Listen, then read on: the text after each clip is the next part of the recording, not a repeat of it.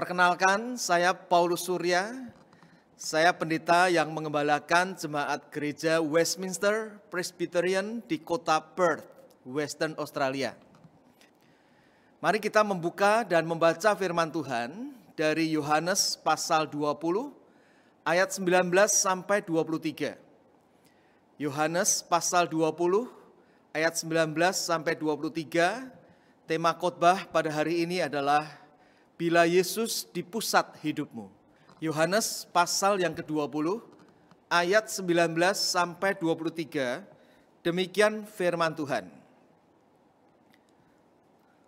Ketika hari sudah malam, pada hari pertama minggu itu, berkumpullah murid-murid Yesus di suatu tempat dengan pintu-pintu yang terkunci, karena mereka takut kepada orang-orang Yahudi. Pada waktu itu datanglah Yesus dan berdiri di tengah-tengah mereka dan berkata, "Damai sejahtera bagi kamu." Dan sesudah berkata demikian, Ia menunjukkan tangannya dan lambungnya kepada mereka. Murid-murid itu bersuka cita ketika mereka melihat Tuhan. Maka kata Yesus sekali lagi, "Damai sejahtera bagi kamu. Sama seperti Bapa mengutus aku, demikian juga sekarang aku mengutus kamu."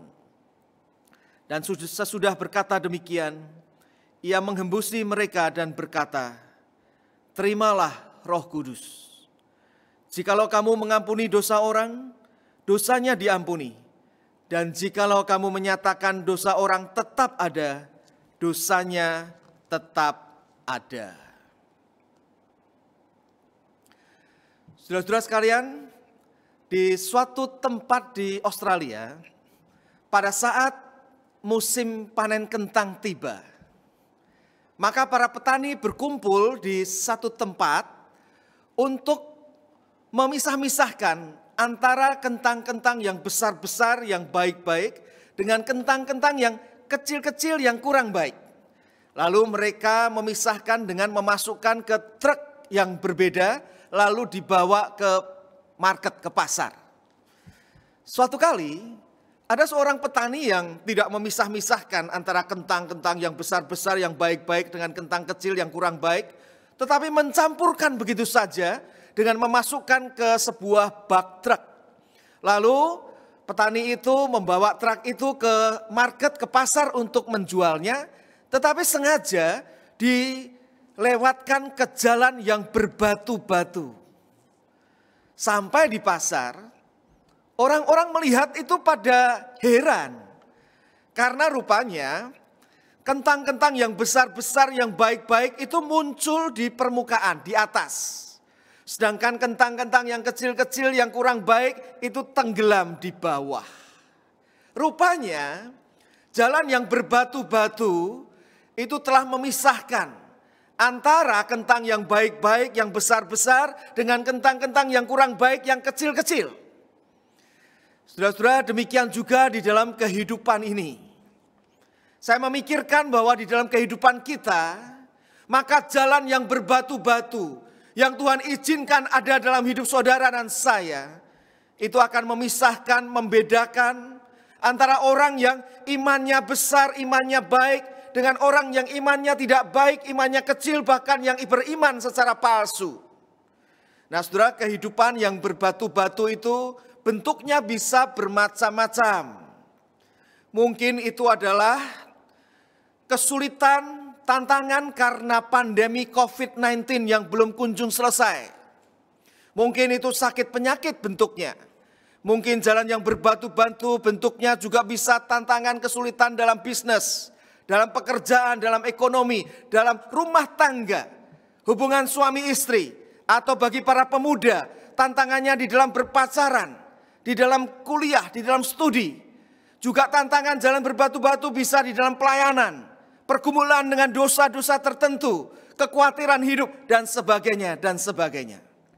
Nah saudara-saudara, apakah tatkala Tuhan mengizinkan jalan berbatu-batu ada dalam hidup saudara, saudara muncul seperti kentang yang besar-besar itu di permukaan, berkemenangan atas berbagai tantangan jalan yang berbatu-batu dalam hidup ini? Atau sebaliknya, saudara itu tenggelam di dalam masalah saudara. Seperti kentang-kentang yang kurang baik, yang kecil-kecil, yang tenggelam di bawah. Saudara, saya percaya bahwa Tuhan menghendaki supaya saudara dan saya melewati jalan yang berbatu-batu, kita muncul sebagai orang yang berkemenangan terhadap berbagai jalan yang berbatu-batu, terhadap berbagai persoalan hidup ini. Salah satu bagian firman Tuhan yang mengajarkan untuk saudara dan saya hidup berkemenangan atas segala persoalan hidup ini tercatat di dalam Yohanes 20 ayat 19 sampai 23 ini. Di mana mencatat tentang Tuhan Yesus yang bangkit, yang menampakkan diri kepada para muridnya. Saudara-saudara, para murid saat itu sedang mengalami persoalan hidup, jalan yang berbatu-batu. Yaitu mereka sedikitnya mengalami takut kepada orang-orang Yahudi. Sehingga mereka mengunci pintu-pintu. Mereka tahu bahwa orang Yahudi telah membunuh gurunya, Yesus. Dan mereka pengikut Yesus. Mereka ketakutan. Lalu mereka juga ada di dalam keadaan sedih, bingung. Karena Yesus yang mati. Pagi itu perempuan-perempuan termasuk Maria Magdalena mengatakan bahwa Yesus sudah bangkit. Dan mereka itu adalah saksinya. Tetapi saudara-saudara, kalau kita melihat latar belakang orang Yahudi pada waktu itu, kesaksian para wanita itu kurang bisa dipercaya. Sehingga mereka di dalam keadaan bingung, dalam keadaan takut. Dan di dalam keadaan seperti itu, Yesus yang bangkit menjumpai mereka, berdiri di tengah-tengah mereka dan memberikan kekuatan kepada mereka. Saudara-saudara, inti berita daripada Yohanes pasal yang ke-20, 19 sampai 23 yang telah kita baca ini yaitu, jika Yesus yang bangkit ada di tengah-tengah hidup saudara dan saya, bila Yesus yang bangkit ada di pusat hidupmu, maka kita akan mengalami kemenangan atas berbagai persoalan hidup ini. Kita akan mengalami kemenangan di dalam menjalani jalanan yang berbatu-batu. Nah, berdasarkan Yohanes pasal 20 ayat 19 sampai 23 ini, di dalam rangka peringatan Paskah ini, mari kita melihat apa saja bentuk-bentuk kemenangan tersebut bila Yesus ada di pusat hidup kita. Bentuk-bentuk kemenangan terhadap persoalan hidup itu apa saja? Yang pertama-tama, saudara dan saya akan mengalami peaceful. Hidup yang penuh kedamaian di tengah persoalan hidup. Saudara-saudara, kalau kita melihat di dalam Yohanes 20 ini, sedikitnya 2 kali di dalam ayat 19 dan ayat 21, Yesus berkata pada waktu berdiri di tengah-tengah akan murid-muridnya, damai sejahtera bagi kamu.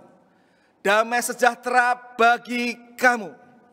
Peace be with you.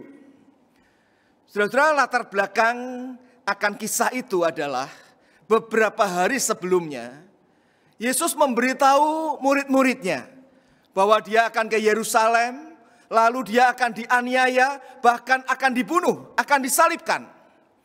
Maka pada saat itu murid-murid yang dimulai dengan Petrus itu berkata kepada Tuhan Yesus, sekali-kali penderitaan itu tidak akan menimpa engkau. Bahkan kami masuk penjara demi engkau pun kami rela. Bahkan mati pun kami berani. Tapi saudara-saudara, tatkala Yesus benar-benar ditangkap sebelum disalibkan, semua murid termasuk Petrus itu lari semuanya. Nah, pada saat Tuhan Yesus kemudian betul-betul ditangkap, mati, lalu bangkit kembali, dan Tuhan Yesus menampakkan diri kepada murid-muridnya, Tuhan Yesus tidak berkata kepada murid-muridnya itu, makanya lain kali jangan asal ngomong. Kalau mau ngomong tuh pikir dulu. Kalian keterlaluan, lari semua. Katanya masuk penjara pun berani, mati pun berani. Tuhan Yesus tidak berkata juga, mana Petrus, mana Petrus. Lalu Petrus dipanggil, lalu dimaki-maki di depan murid-murid lainnya. Tidak, saudara-saudara. Tapi justru yang keluar dari perkataan Tuhan Yesus adalah, peace be with you. Damai sejahtera bagi kamu. Apa artinya, saudara-saudara? Artinya adalah Tuhan Yesus menyatakan pengampunan. Pengampunan yang membawa damai sejahtera. Pengampunan yang membawa damai sejahtera. Tatkala saudara dan saya mengalami pengampunan di dalam Yesus Kristus, di situ ada damai sejahtera sejati. Saudara-saudara, beberapa tahun yang lampau, saya pernah mengunjungi orang yang baru 2-3 kali datang berbakti di gereja di mana saya mengembalakan. Saya datang ke rumahnya, mengunjungi seorang pria. Saya bersama dengan 2 pengurus gereja. Tatkala berbincang-bincang, berkenalan, lalu karena saya perhatikan, pria itu sepertinya sendirian di rumah. Maka kemudian saya bertanya, maaf ya, saya pengen tahu ya, apakah sudah berkeluarga? Saudara-saudara, pada waktu saya bertanya begitu, rupanya wajahnya berubah. Lalu dia berkata, maaf ya bapak-bapak, bolehkah saya hanya berbicara kepada Bapak Pendeta Paulus?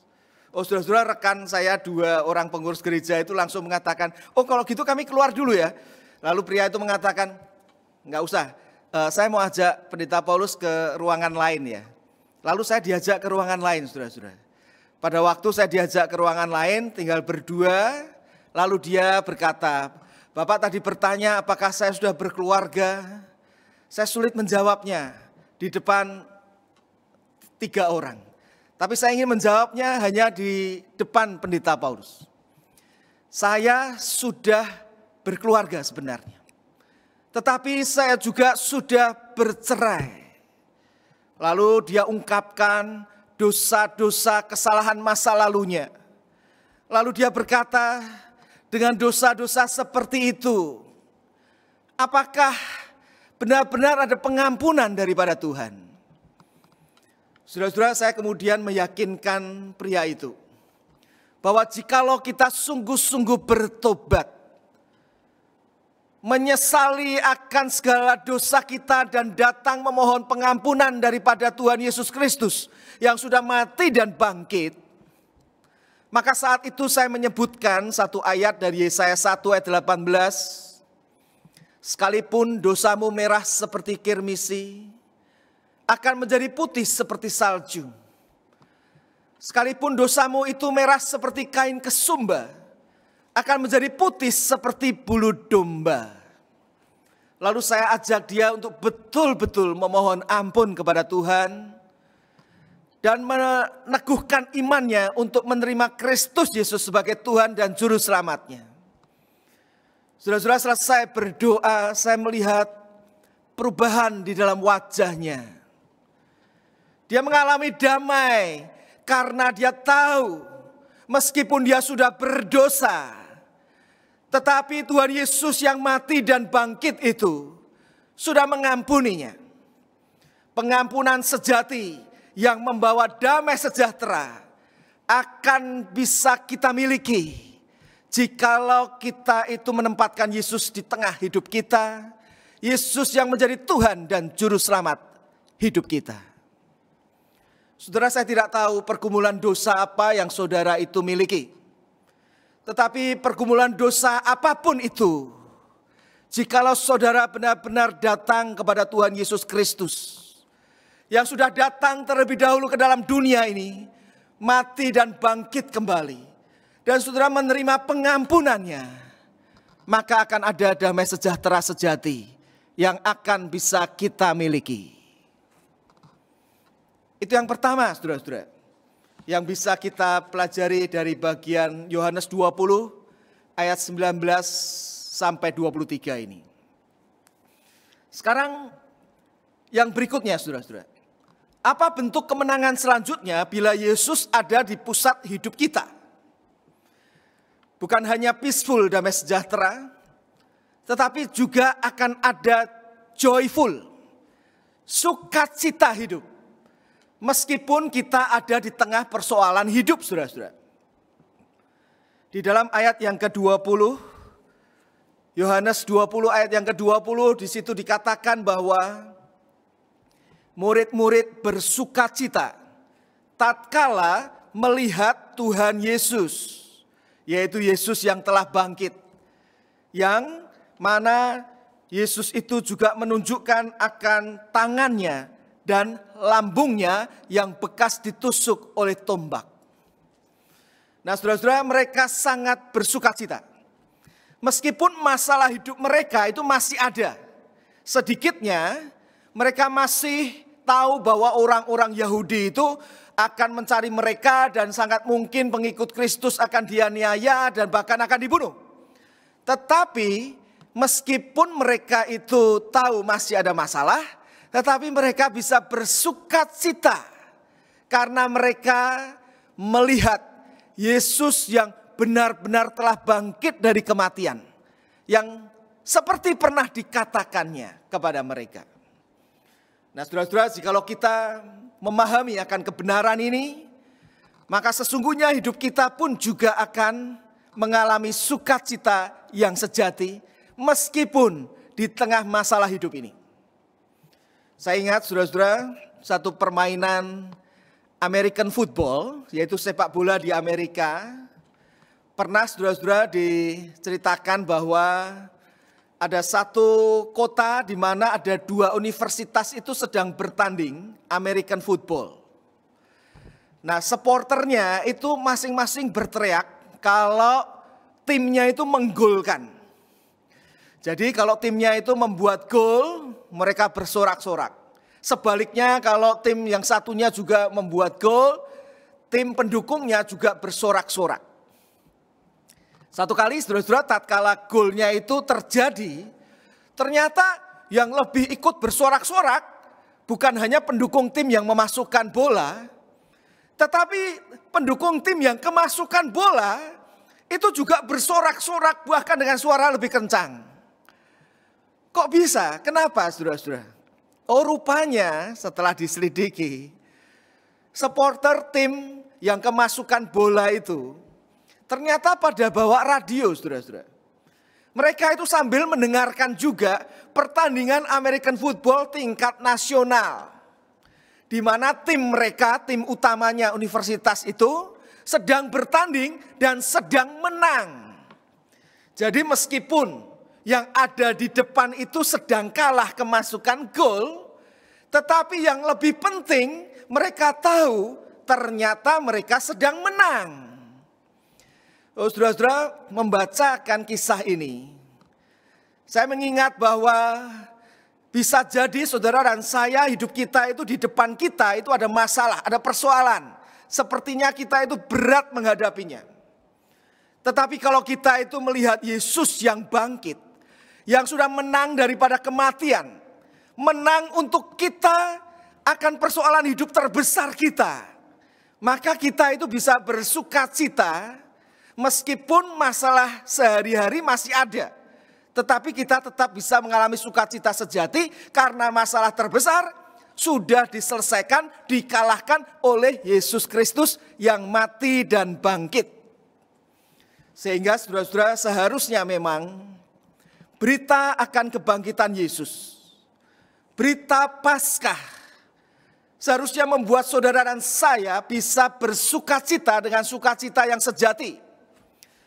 Apapun masalah yang ada di depan kita, kita tetap bisa bersukacita sejati karena masalah terbesar kita diselesaikan di dalam kebangkitan Yesus dari kematian. Itu hal yang kedua yang dapat kita alami sebagai bentuk hidup berkemenangan. Tatkala Yesus itu benar-benar ada di pusat hidup kita. Yesus yang bangkit ada di pusat hidup kita. Yang ketiga, saudara-saudara, selanjutnya kita bisa melihat bahwa bentuk kemenangan selanjutnya, bila Yesus itu ada di pusat hidup saudara dan saya, bukan hanya peaceful, joyful, tetapi juga yang berikutnya adalah useful. Saudara dan saya menjadi orang yang berguna, dipakai oleh Tuhan untuk kelebaran kerajaan Tuhan. Saudara-saudara, mari kita perhatikan ayat yang ke-21b. Di situ Tuhan Yesus berkata demikian kepada murid-muridnya. Sama seperti Bapa mengutus aku, demikian juga sekarang aku mengutus kamu. Seperti Bapa mengutus aku, demikian juga aku sekarang mengutus kamu.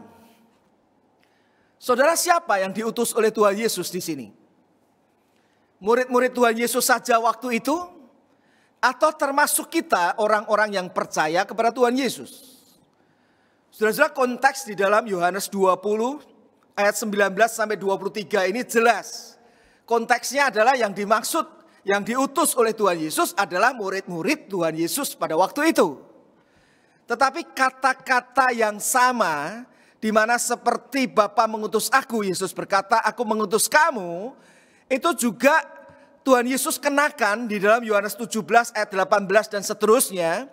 Bukan hanya bagi murid-murid saja waktu itu, tetapi juga bagi orang-orang percaya karena pemberitaan daripada murid-murid itu sehingga mencakup semua orang percaya, termasuk saudara dan saya. Jadi saudara-saudara, jikalau saudara dan saya menempatkan Tuhan Yesus di tengah-tengah hidup kita, menjadi pusat hidup kita, Yesus yang telah mati dan bangkit itu, maka hidup saudara dan saya akan menjadi useful. Karena Tuhan mau mengutus dan memakai saudara dan saya. Saudara, saya ingat salah satu penjara di Amerika yang sangat menakutkan beberapa tahun yang lampau. Itu adalah penjara Angola atau Angola Prison di daerah Louisiana di Amerika. Mengapa itu penjara yang sangat menakutkan? Karena dihuni ribuan orang, kapasitasnya sekitar 5.000 dan hampir selalu penuh, dan dihuni oleh orang-orang yang sudah dijatuhi hukuman mati atau hukuman seumur hidup. Penjahat-penjahat kelas kakap yang sangat besar akan kesalahannya.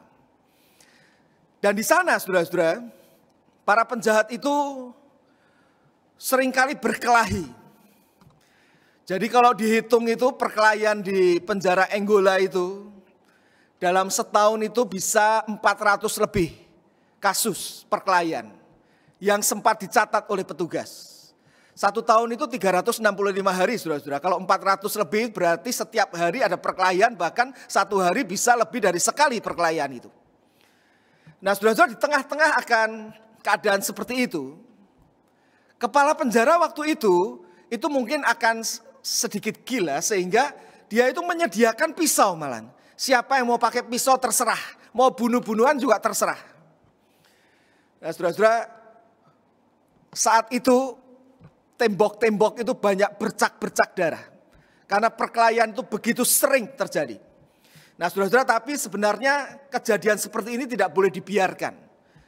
Dan betul saudara-saudara, ternyata tidak lama kemudian kepala penjara itu diganti. Dan yang menggantikan adalah ternyata seorang Kristen yang baik. Semua pisau disita. Perkelahian itu diumumkan tidak boleh terjadi. Dan pisau-pisau yang disita itu diganti dengan apa saudara-saudara? Yaitu diberikan Alkitab. Ditaruh di penjara itu kitab-kitab suci.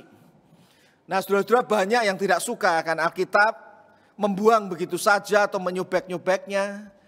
Tetapi banyak juga yang karena banyak waktu di penjara lalu mulai membaca. Dan saudara-saudara, yang mengherankan, banyak yang mulai membaca firman Tuhan, bertemu dengan Yesus Kristus. Dan betul-betul hidupnya bertobat. Hidupnya bertobat dan mau untuk kemudian bisa dipakai melayani Tuhan. Tapi bagaimana bisa melayani Tuhan? Mereka itu harus diperlengkapi.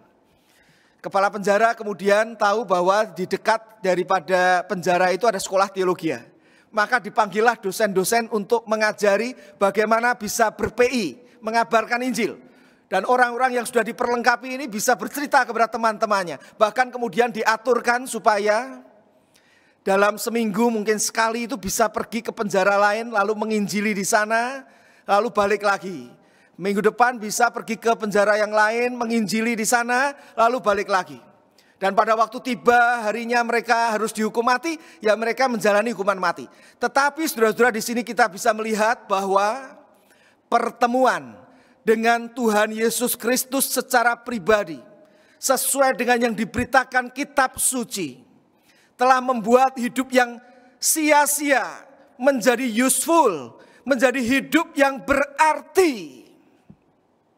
Saudara-saudara, di dalam peringatan Paskah ini, saya ingin berkata kepada saudara, apapun profesi saudara, apapun pekerjaan saudara, saudara jikalau betul-betul memiliki relasi dengan Tuhan Yesus Kristus yang telah mati dan bangkit itu, Yesus Kristus ada di pusat hidupmu, maka kita juga akan dipakainya menjadi alat Tuhan yang mulia, menjadi utusan Tuhan. Mungkin itu di tengah keluarga saudara, mungkin itu di tempat pekerjaan saudara, mungkin itu di tempat saudara kuliah atau belajar, atau di dalam hidup sehari-hari. Saya percaya jikalau Yesus ada di pusat hidupmu, Yesus yang bangkit itu, maka hidup kita menjadi useful, tidak sia-sia, tetapi menjadi hidup yang bernilai kekal. Dan yang terakhir saudara-saudara, tatkala Yesus ada di pusat hidup kita, maka bentuk kemenangan selanjutnya yang akan kita alami adalah bukan hanya kita akan mengalami peaceful, joyful, useful, tetapi juga saudara dan saya akan mengalami kehidupan yang powerful. Hidup yang penuh dengan kuasa.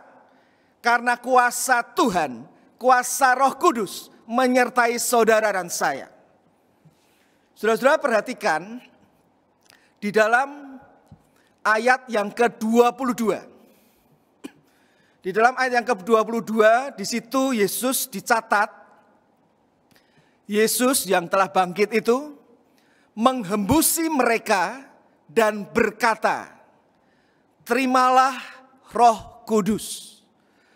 Apa maksudnya tatkala Yesus berkata terimalah Roh Kudus? Saudara, seorang sarjana Alkitab yang bernama D.A. Carson, dia menafsirkan bahwa kata-kata Tuhan Yesus ini artinya adalah simbol daripada Roh Kudus untuk hari Pentakosta yang akan terjadi 50 hari kemudian. Saat Yesus berkata, terimalah Roh Kudus itu.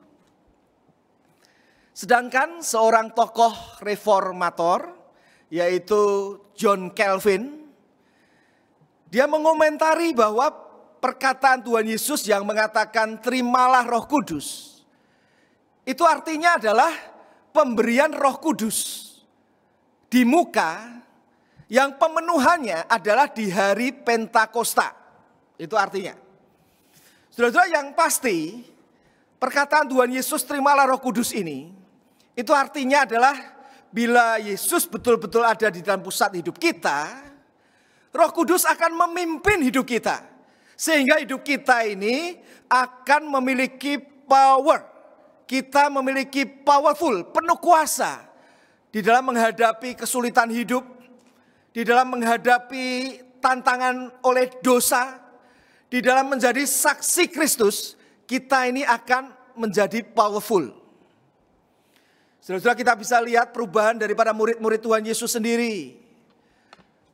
Mereka yang tadinya lari, ketakutan, ternyata menjadi pemberani, penuh kuasa. Salah satunya Petrus sendiri, yang sudah berjanji berani mati, berani masuk penjara untuk Yesus, yang kemudian lari.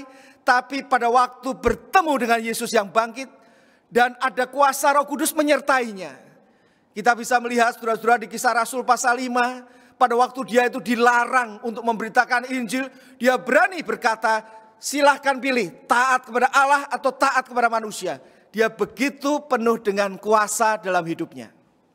Demikian juga saudara-saudara, saya percaya jika Yesus yang bangkit ada di tengah hidup kita, dan hidup kita itu dipimpin oleh Allah Roh Kudus, maka ada kuasa Tuhan yang menyertai saudara dan saya untuk hidup kita ini menjadi hidup yang penuh kuasa, berkemenangan atas berbagai persoalan hidup, berkemenangan atas tantangan, godaan dosa, dan berkemenangan untuk menjadi saksi Kristus dimanapun Tuhan tempatkan. Sudah beberapa waktu yang lalu saya membaca satu kisah tentang seorang misionari yang melayani di satu daerah di India yang tidak ada orang Kristen sama sekali di situ. Lalu tatkala dia itu memberitakan Injil di daerah itu ada satu kepala suku yang tidak suka kepada apa yang dilakukannya. Padahal dia memberitakan Injilnya itu juga berhati-hati, tetapi sudah terbaca oleh kepala suku di situ, dan kepala suku ini tidak suka karena dia memberitakan tentang orang yang namanya Yesus yang asing bagi mereka. Suatu kali saudara-saudara, kepala suku itu ingin ngerjain misionari ini. Pada waktu misionari itu ada di rumahnya, dan dia sedang berdoa kepada Tuhan supaya Tuhan membukakan kesempatan supaya Injil bisa diterima di situ. Ada orang yang diselamatkan. Tiba-tiba pintu rumahnya itu diketok. Pada waktu kemudian misionari itu membukakan pintu, ternyata saudara-saudara yang datang itu kepala suku. Wah, misionari itu dalam hati pikir apakah Tuhan mengirim kepala suku ini untuk bisa menerima Tuhan Yesus, sehingga nanti anak buahnya pun juga bisa terima Tuhan Yesus. Saudara, tapi kemudian kepala suku itu berkata, "Pak, boleh saya masuk untuk berbincang-bincang?" "Oh, silakan, silakan." "Pak, saya ini sakit, Pak. Saya ingin untuk Bapak mendoakan, karena saya lihat Bapak ini suka berdoa, dan Bapak itu berdoa kepada seorang yang asing namanya bagi saya. Jadi silakan Bapak doakan saya supaya saya bisa sembuh." Wah, misionari itu senang sekali saudara-saudara. Dia berdoa dalam hati, "Tuhan, buatlah mujizat supaya orang ini bisa sembuh, sehingga kalau dia sembuh dia bisa percaya Tuhan Yesus, sehingga anak buahnya juga bisa percaya Yesus." Jadi kemudian dia berkata, "Saya akan berdoa bagi Bapak kepada Allah yang namanya Yesus Kristus. Bapak mau untuk berdoa bersama saya kepada Allah yang namanya Yesus Kristus?" Oh, saudara-saudara, kepala suku itu berkata, "Namanya siapa terserah, yang penting saya bisa sembuh." Lalu misionari itu mulai mendoakan. Saudara-saudara, terkadang pada waktu berdoa dengan tutup mata, kepala suku itu hanya berpura-pura. Dia sebenarnya membawa sebilah pisau di balik jubahnya. Tatkala misionari itu sedang berdoa, maka dia menjabut pisaunya. Lalu dengan beringas dia menghunjamkan pisau itu kepada misionari itu berkali-kali sampai misionari itu berlumuran darah. Lalu kepala suku itu meninggalkan rumah itu. Saudara-saudara, misionari itu dengan sekuat tenaga sebelum mengembuskan nafasnya yang terakhir, dia mengambil secari kertas dan sebuah pen, lalu dia menuliskan di situ, "Yesus anakku, lanjutkanlah pelayanan ini." Saudara-saudara, rupanya dia berpesan kepada anaknya yang sedang sekolah teologi supaya bisa melanjutkan pelayanannya di situ. Lalu dia meninggal, saudara-saudara. Waktu anaknya itu tahu ayahnya itu meninggal dibunuh oleh kepala suku di satu pedalaman di India, dia tidak bisa terima, saudara-saudara. Dia berkata kepada Tuhan, "Tuhan, ayahku itu pergi bukan bertamasya, pergi untuk melayanimu. Kenapa harus berakhir seperti itu? Oh Tuhan, aku tidak mau melanjutkan pelayanan itu. Sia-sia." Tapi saudara-saudara, rupanya anaknya misionari itu punya fiancé, punya calon teman hidup itu yang hatinya begitu murni untuk Tuhan. Menguatkan dia. mengingatkan dia bahwa kalau kita bersandar kepada Tuhan, bersandar kepada Allah Roh Kudus, Tuhan bisa memakai sesuatu yang sepertinya tidak baik pun untuk yang baik. Oh saudara-saudara, akhirnya setelah dia tamat dengan kekuatan dan mohon kekuatan daripada Tuhan, dia datang lagi ke situ untuk coba memberitakan Injil. Nah saudara-saudara, kepala suku yang tahu bahwa ternyata anaknya itu datang padahal ayahnya itu dulu dibunuhnya, kemudian pengen tahu siapa si Yesus itu. Sehingga ada orang yang dibunuh anaknya malah datang. Lalu dia benar-benar bertanya. Dan anak misionari itu menjelaskan tentang Yesus Kristus yang adalah juru selamat manusia satu-satunya yang telah mati untuk menggantikan hukuman bagi orang yang percaya kepadanya, yang bangkit kembali, memberikan masa depan yang penuh kuasa. Kepala suku itu bertobat, saudara-saudara. Dan saat dia bertobat, banyak anak buahnya yang juga bertobat. Tuhan telah memakai akan anak dari misionari ini yang bersandar kepada Tuhan untuk dengan penuh kuasa boleh menjangkau jiwa-jiwa bagi Tuhan. Saudara-saudara, mungkin saudara dan saya tidak dipanggil Tuhan untuk ke pedalaman seperti misionari ini. Tetapi prinsipnya sama. Jikalau Yesus yang bangkit itu ada di dalam pusat hidupmu, saudara dan saya itu dipimpin oleh Roh Kudus, maka akan ada kuasa yang menyertai saudara dan saya untuk hidup berkemenangan atas persoalan hidup ini, atas berbagai tantangan dengan dosa, dan bahkan untuk menjadi saksi Kristus. Saudara, mari kita di hari Paskah ini, kita boleh serahkan diri kita kepada Tuhan yang telah bangkit itu, sehingga dia boleh ada di tengah-tengah hidup kita, center hidup kita, memimpin hidup kita. Sehingga hidup kita ini benar-benar boleh mengalami peaceful, damai sejahtera, joyful, sukacita sejati, useful, kita benar-benar boleh dipakai sebagai alat Tuhan yang mulia, dan powerful. Ada kuasa yang menyertai hidup saudara dan saya. Maukah saudara? Maukah saudara? Mari kita berdoa.